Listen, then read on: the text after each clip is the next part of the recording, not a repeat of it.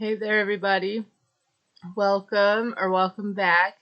Thanks for clicking on the video. Make sure if you like it to thumbs up and subscribe and comment and all that stuff. I definitely love all the comments.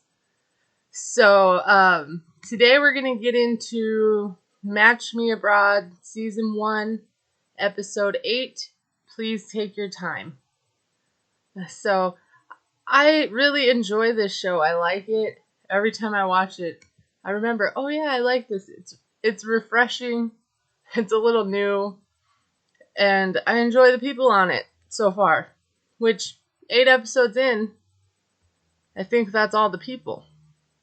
So, when we begin the episode, we're with Michelle.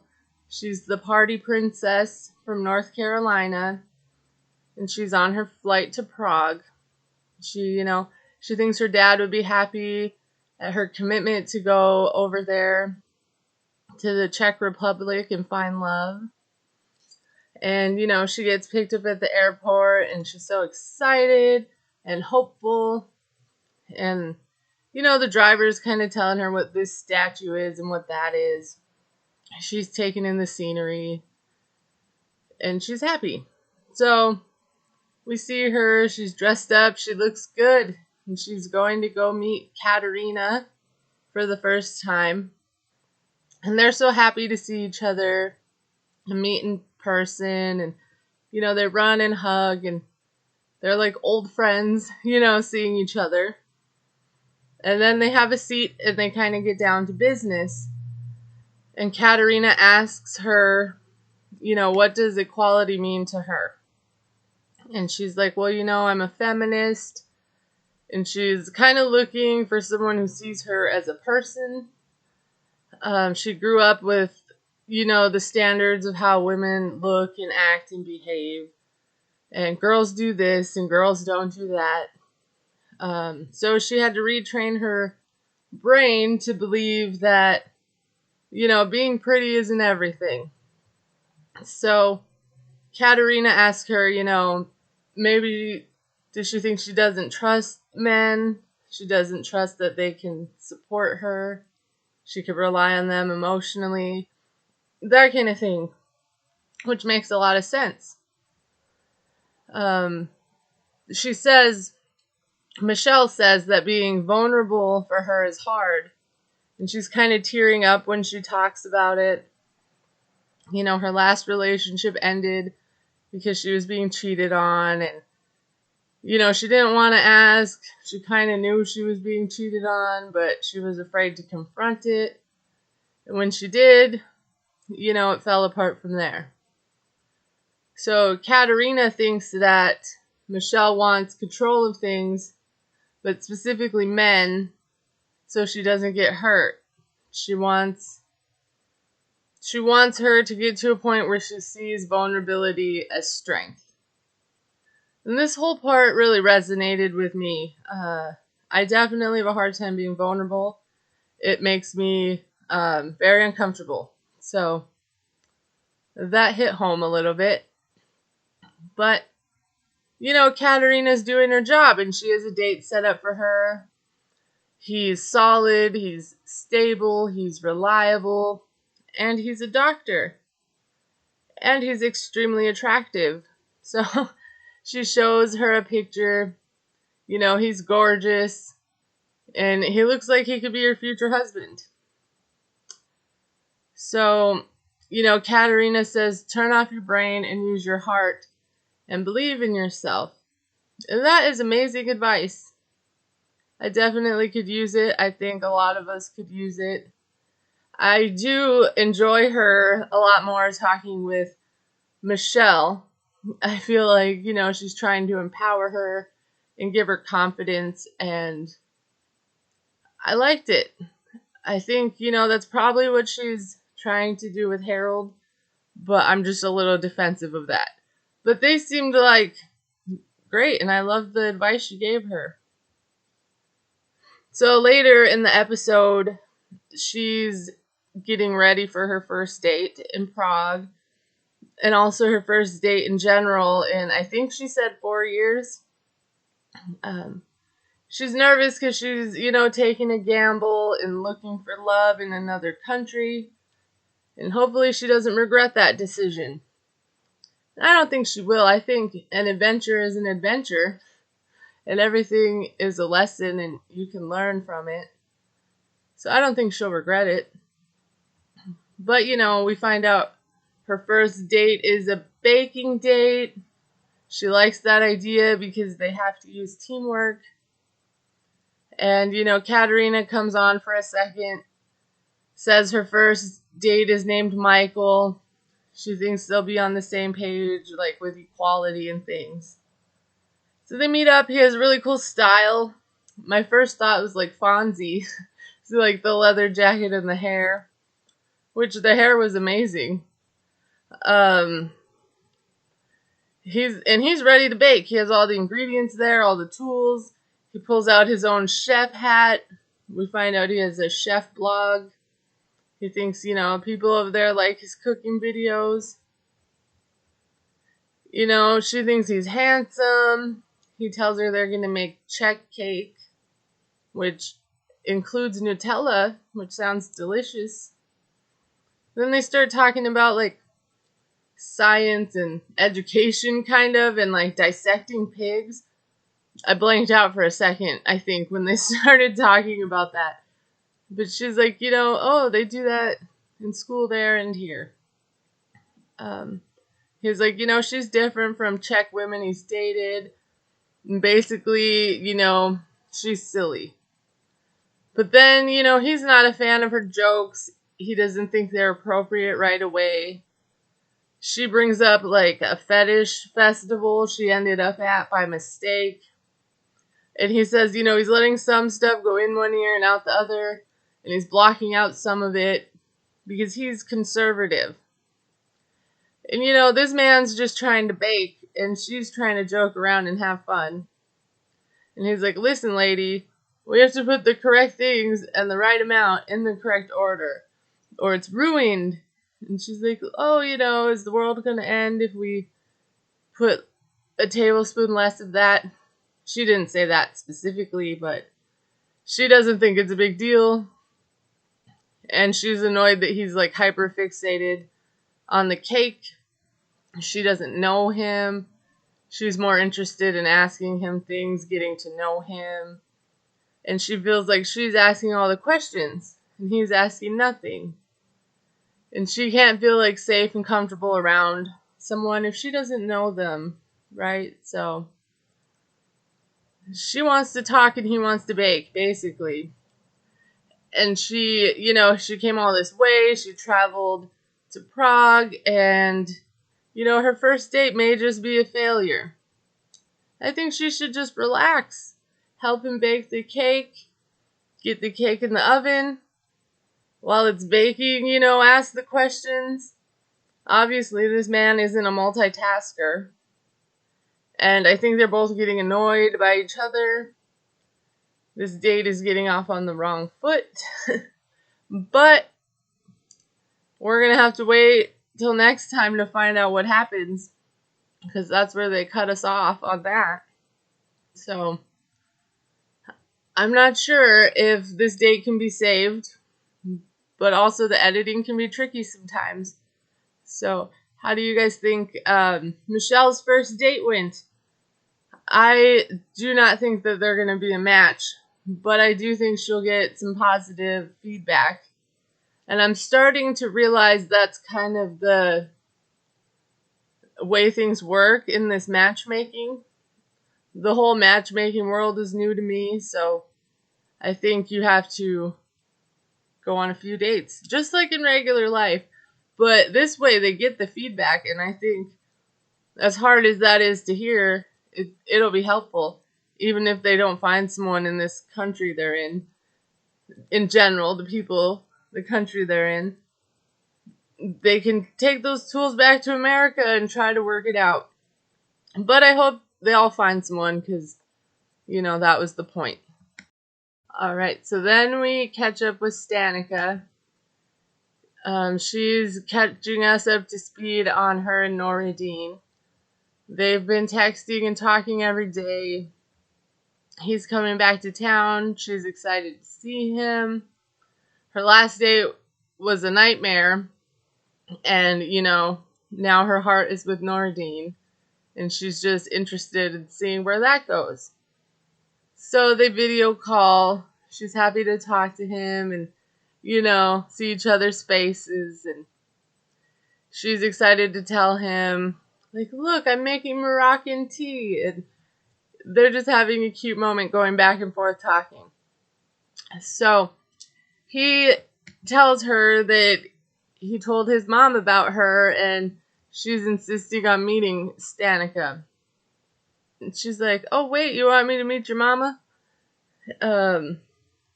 He says, like, her and his mom and his brother, because she needs his mom's approval. It's tradition there. And she's like, well, okay, you're going to need my mom's approval and my dog's. And he's like, of course. Then she asked him about, like, in America we would bring wine or some type of gift to someone's house. And he's like, don't do wine. Wine's forbidden here. No, don't do that. And I think that's true because if you watch, what was it, 90 Day the Other Way, Debbie was trying to get a nice Texas margarita midday, and they were like, we just have tea.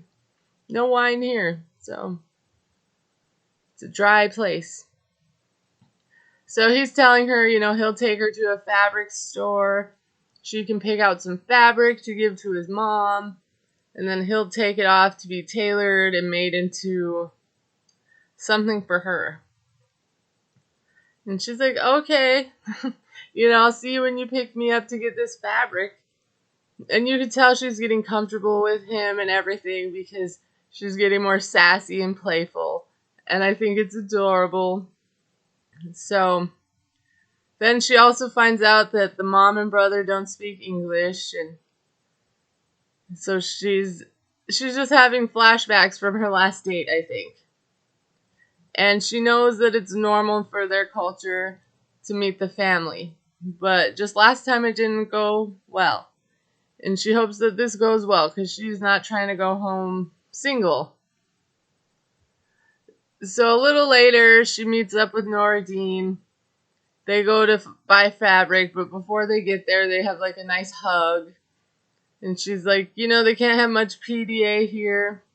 But that hug was everything, she loved it. He must smell good.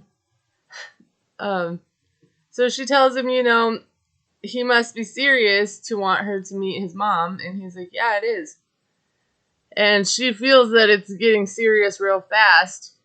And that makes her nervous because she's never had a boyfriend. But she really likes him. And then they start, she's like, oh, are you going to help me pick the fabric?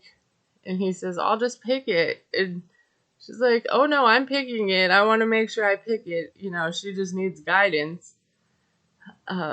So they get there, they start walking, and she thinks like, oh, isn't this where we had our first date? But it's not, And she's like, oh, it just kind of all looks similar. So, they start talking about how he wants to spend more time with her, but her time's ending soon. So he brings up wanting to show her his city and the Sahara Desert, and I hope they get to do that because I would love to see them in the desert. Probably as entertaining as me in the desert because I can't do the heat sometimes. Ever since I was pregnant in August, the heat and I are not friends. So they get to the fabric shop and she runs in and she goes right to the purple fabric, and that's their little joke now because in the car she said she would pick purple fabric. He said his mom doesn't like it, so she's being playful and comfortable in herself. And, he informs us that his mom's impression of her is really like make it or break it for them. So it's really up to her to make a good impression. So no pressure, Stanica. It's all up to you. You're the chosen one. So, she picks out a fabric and he asks her if she's nervous. And yeah, she's nervous. She's never met someone's parents before. Which isn't true because she just did in the last episode, a couple episodes ago. But she didn't really meet them. And I feel this is more serious. But she has been around parents before. And he's like, I'll teach you how to shake her hand and kiss and stuff. And so she's kind of like, oh, I'll shake her hand like this, and she's being silly. And then he kind of gets a little serious and he's like, look, I'm showing you my traditions and that's a big deal. And I think he's nervous about introducing her to his family too. But he shows her the handshake and the kiss each cheek. And I think she's realizing how serious it is for him too. So he's like, it's gonna be okay, deep breaths. And that is something I say to myself several times a day. Deep breaths. It does help. And they end their segment with her talking about he gives her butterflies and, all the good feelings. And she knows it's important to impress his mom. And she really wants to do that. So I hope the best for them. I think it's going to be good. She has a wonderful personality. And he's there to translate. So if she says anything that he wouldn't want them to hear, he can just, translate it differently or make it sound better. Help her out, So moving on to Mark, he's starting off his date with Howda. He does feel a spark at an interest level between them right off the bat, even though it was awkward, meeting her family. But he thinks they all liked each other. They take some sort of bike taxi to the restaurant. He's happy. He feels confident with her. He thinks Nina did a great job. She says he's a gentleman and he's handsome. And he doesn't look his age. And he's like a dream come true. She said she likes the American culture and how they value women. So she's giving it a chance.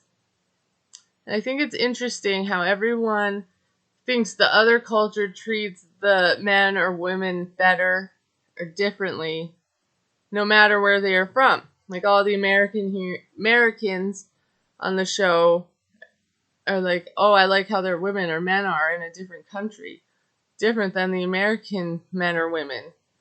And now the people from the other country are like, I like American men or women better.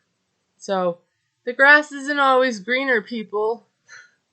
You just got to look for different types or work on yourself until you're at a point in healing and self-love that you pick the right person and stop repeating toxic cycles. I don't think the country has anything to do with it. So back to Mark and his date. They're deciding what to order and he's like, chicken. Which is exactly what I would have got. And, he's like, did they catch the fish here in this water? And, she has no idea.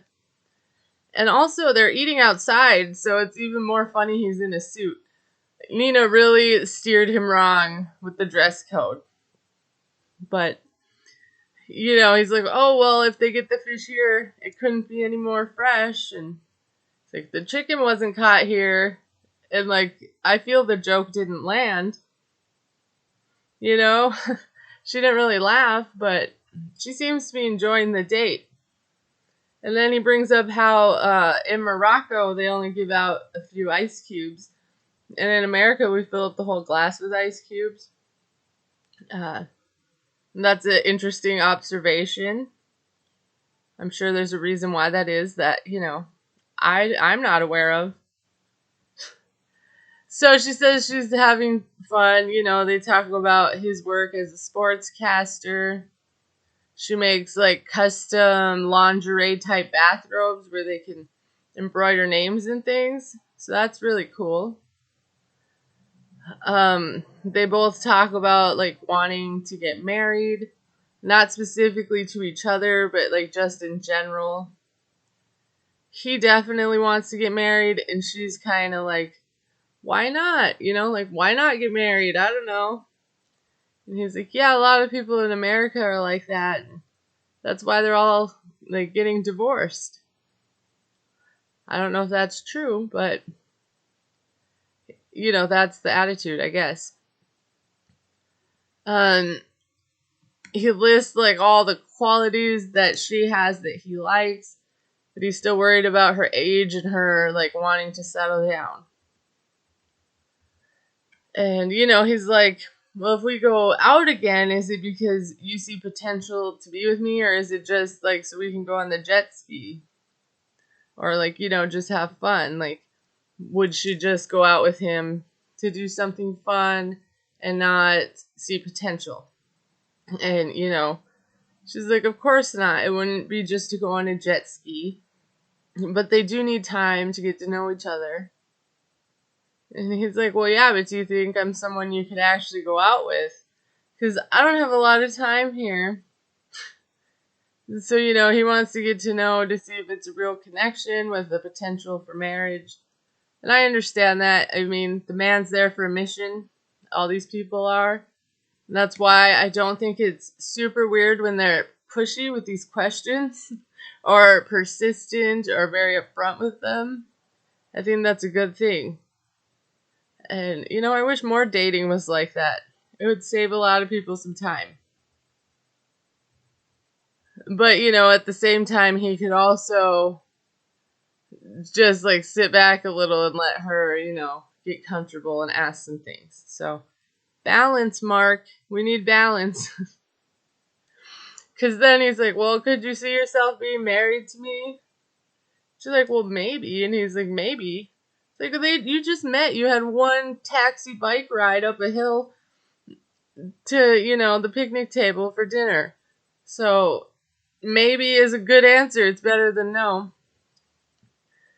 She can't decide after a first date, but they basically decided they're going to go on another date. She's excited for that. She wants to get to know him more.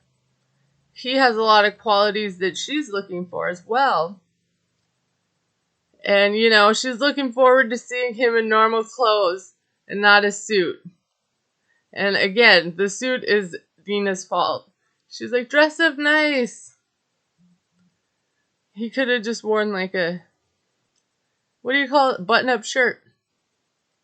Anyways, Mark is interested in finding out, if she wants to settle down and have a family. But who knows, because they need to see each other more to find that out. So that's where we leave them. Interested and hopeful. And, I can't wait to see where that goes. Moving on to the cowboy Chad. It's his second day in Colombia.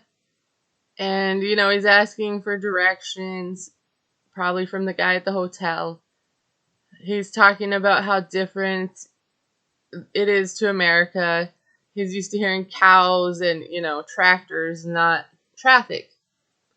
Juan wants to meet him at the barbershop to talk about his date. Chad thinks it's a little weird, but he's excited to tell Juan about his date. They meet up. Juan is saying, Chad is a handsome guy. Colombian women also want a man with a big heart, and American guys have a big heart. But also Chad rushes into love, and doing that makes him unable to see red flags in women. And seriously, these matchmakers are real good. They're like therapists. They call out a lot of behavior I've worked on in therapy. This isn't one of them, but Juan is very insightful, and he gets to the root of the problem. He's definitely grown on me. So Chad needs to slow down and take a step back. Chad's like, his date was awesome. She was gorgeous. So, she's everything he asked for, just with that. And Juan is like, well, what did you talk about? Like, is there more than gorgeous, Chad? I don't know. And Chad's like, we talked about like a little smackling of everything, but she might have had an issue that he was engaged 3 times. He's like, yeah, you need to slow down, buddy. Don't tell everybody everything right away. Because now Maria feels like he jumps fast into relationships.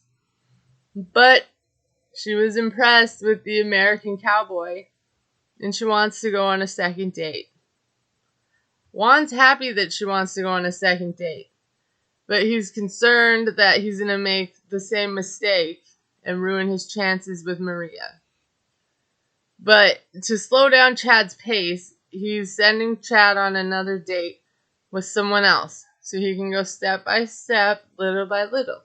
Meet this person. Don't just, fall in love with the girl who picked you up off the plane without seeing the other dates. And Chad's good with that. He feels like he has rushed things in the past. He's glad he has Juan to give him feedback and guide him through this dating roller coaster. And on top of that, they both looked great after their haircuts. They were very handsome. And they're hopeful they'll work together. I'm not sure how I feel about Chad yet. He seems alright. I don't have any complaints. So, we'll see how his date number 2 goes. Let's just continue on with Juan. Next, we are going to talk about Susan. Her and Juan are going on date number 3. He tells her that her date is handsome. She's like, according to you, maybe I won't think he's handsome. But Juan has had great taste so far. So her next date is Mauricio, and he doesn't speak English. After her last dates, she lost a lot of faith in Juan, but when they had their last conversation and she got his feedback, she's ready to try again with him with a clean slate. So Juan is going to be attending this date with her as a translator, but he also wants to see Susan in action and what she's doing to people, right? Or not to people, but if he could see in real time how she shuts people out and things like that. So he says, Mauricio is similar in age, he has a stable job, he's artistic, and, he hasn't dated much since his divorce. Juan doesn't think language will be an issue, but I think it always has been historically for everybody who doesn't speak the same language. So it just might be an issue. So the 3 of them meet up, and Mauricio is indeed very handsome. He has great, amazing hair. She's sold. She wants to run her fingers through the hair. She wants to braid it. She wants to shampoo it for him. It's her dream hairdo. So he asks her, what does she do? She works in finance, and we find out he's a graphic designer. He shows Susan some of his, one of his works that we saw, and it was beautiful. He's very talented. He told her that takes him a couple days to make. He asked her hobbies, and she's like, traveling, art, museums. So far, Mauricio thinks the date is going well. It's flowing. He's not noticing the language barrier as much. But, I think that's because Juan is there, and he's being a great translator. And they both know him, so they're comfortable with him. We find out Mauricio has a 24-year-old daughter. She thinks he says a 4-year-old daughter. He's like, no, 24.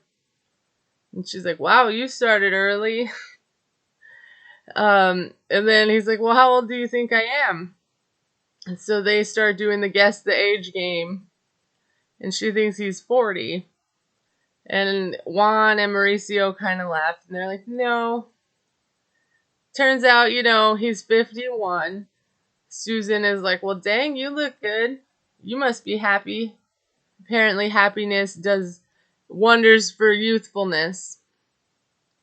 She's like, Juan saved the best for last. He put her on all these bad dates just to torture her. He saved the best for last. And, I think she's right, but it was more so to teach her and make her more comfortable opening up and realizing that's a problem for her. And she wouldn't have appreciated this date if it was the first one. It probably wouldn't have went as well. So she tells him she's looking for someone funny and kind and smart and loves to travel and learn. And, we ask, and that's like, 6 things right there. She fired them off pretty quick. And they ask what he's looking for, and he's looking for loyalty. It was pretty simple. He asked her if she's ever been married, and she's like, well, yeah, ages ago for 2.5 years. And, she's like, well, now I don't know if marriage is necessary. He also was divorced 6 years ago. He doesn't think marriage is necessary either.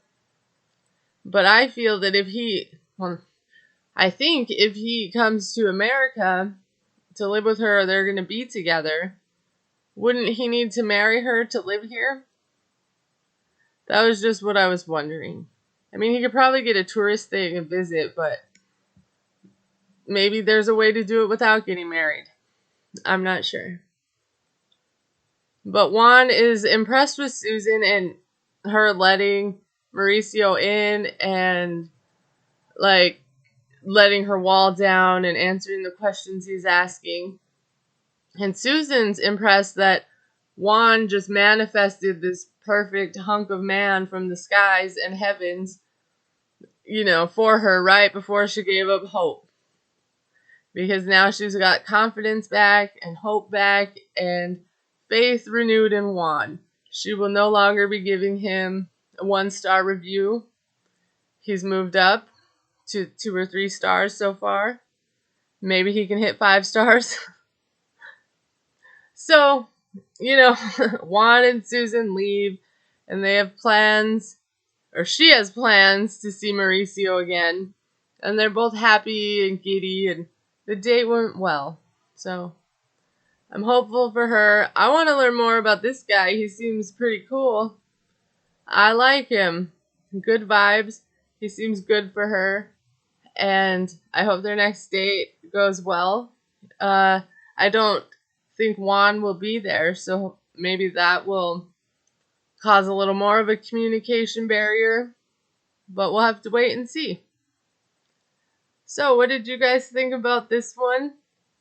I thought it was good. I enjoy all the different cast members. Sometimes it is hard for me to remember everybody's name, but I'm getting there. And yeah, so I'm excited for next week. Pretty sure we get to see Harold on another date. And I want to see where all these dates went and end up, and I'm definitely invested. So thank you if you made it this far. If you did, definitely hit the thumbs up button and subscribe and comment and all the fun things. And I will definitely see you guys next time. Bye.